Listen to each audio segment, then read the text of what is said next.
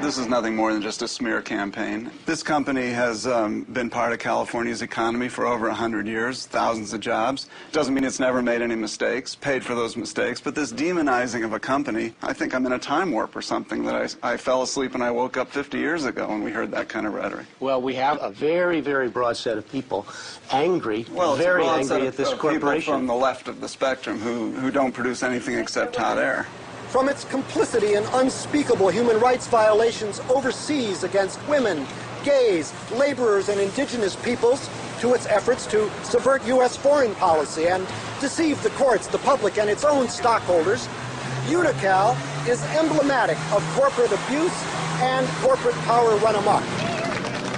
Extending a business deal with Burma Army is immoral. Unical cannot do business in Burma without supporting that hopeless regime. It cannot justify.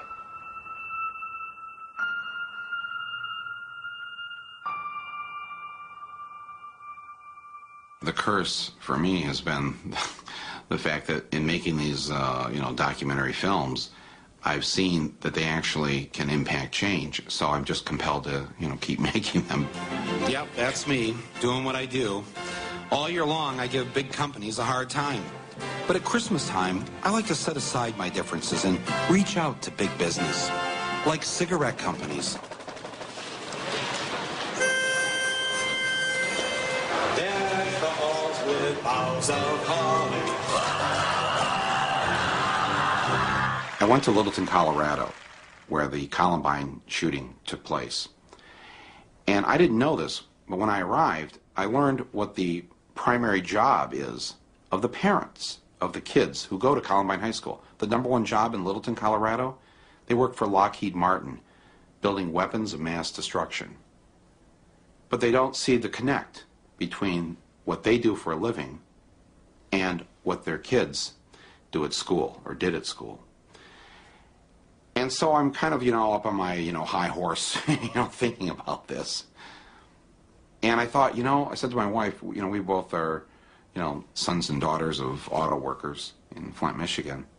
There isn't a single one of us back in Flint, any of us, including us, who ever stopped to think, this thing we do for a living, the building of automobiles, is probably the single biggest reason why the polar ice caps are going to melt and end civilization as we know it. There's no connect between I'm just an assembler on an assembly line building a car, which is good for people in society. It moves them around. But never stop to think about the larger picture and the larger responsibility of what we're doing. Ultimately, we have to, as individuals, accept responsibility for our collective action and the larger harm that it causes, in our world. Today, the first of two historic town hall meetings will get underway in Arcata, California. 61% of Arcadans voted in favor of publicly discussing whether democracy is even possible when large corporations wield so much wealth and power under law. They also voted to form a committee to ensure democratic control over corporations in Arcata. Corporations are not accountable to the democratic process. That's what this is about. I don't want to make decisions about everything that goes on in their corporation, but I do have a strong belief that they need to be held accountable to us. If we don't like certain product, if we don't like Pepsi Cola or Bank of America, or if you don't like what they do, don't use them. That's the way I see the people's power is. You have a lot more money than me. You have more votes than I do. If we use the model of boycott and voting with your dollars, that's an undemocratic situation. What are we afraid of? I mean, are all the businesses going to leave Arcata? I don't think so. And if they did, we deal with it, or we figure it out, or we do something different. We're creative people. I just don't see why we're afraid. If you think it's tough making a decision where to buy your stuff today, how tough do you think it is when there's only one provider, and it's the state? And by the way, you don't get to have this little democracy forum in those communities either. People that say they fear their government, I really hope that they understand that they're allowed to participate in their government. They're not allowed to participate in anything the corporations do. So don't fear the government. Help it be the government that you won't fear. If this many people around the country would do this instead of watching Super Bowl Sunday, our nation would be controlled by the people, not by the corporations. No more chain restaurants in Arcata after a long-awaited decision.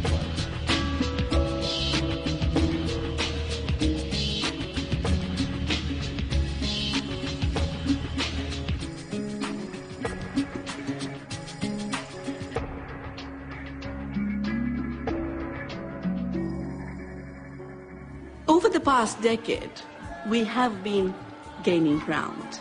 And when I say we, I mean ordinary people committed to the welfare of all of humanity, all people irrespective of gender and class and race and religion, all species on the planet.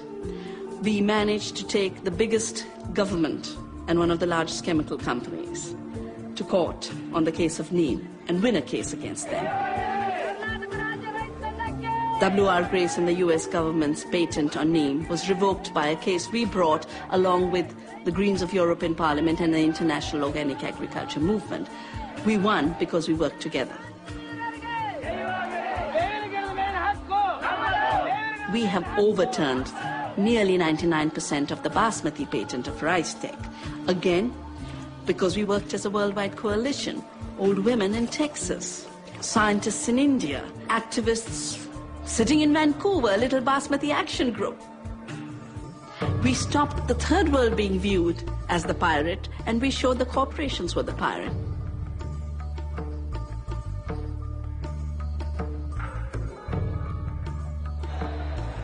Look how little it took for Gandhi to work against the salt laws of the British, where the British decided the way they would make their armies and police forces bigger is just tax the salt.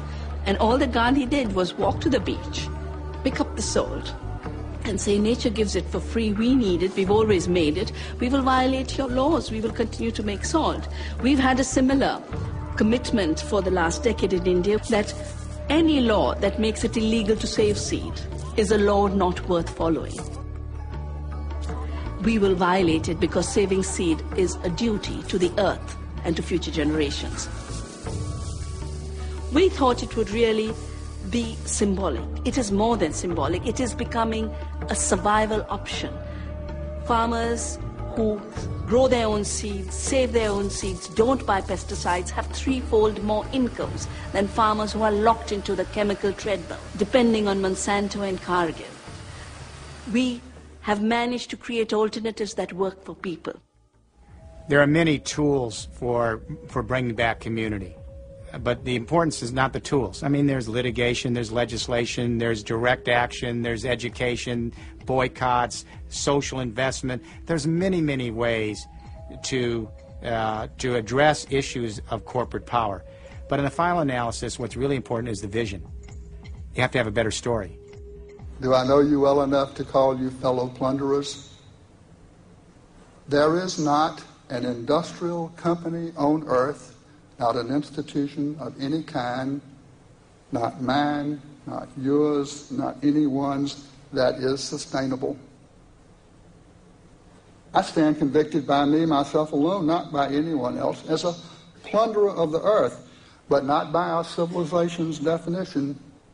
By our civilization's definition, I'm a captain of industry, in the eyes of many a kind of modern-day hero, but really, the first industrial revolution is flawed, it is not working, it is unsustainable,